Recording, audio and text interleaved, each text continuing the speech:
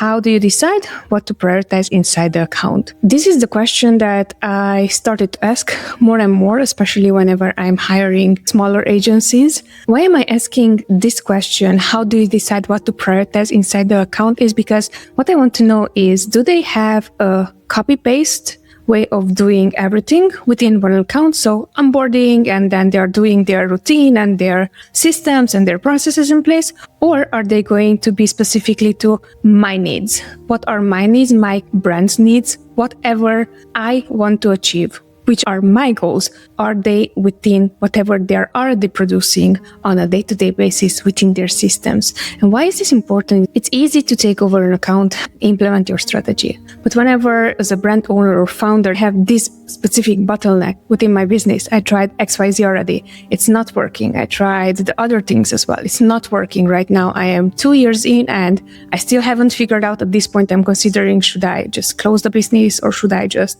move to another idea or so on? If they are able to let you know the way how they would prioritize, that would allow you to see, hey, are these providers also strategic thinking? Do they implement strategic thinking while they're managing my account or not? That is really important that you should be asking.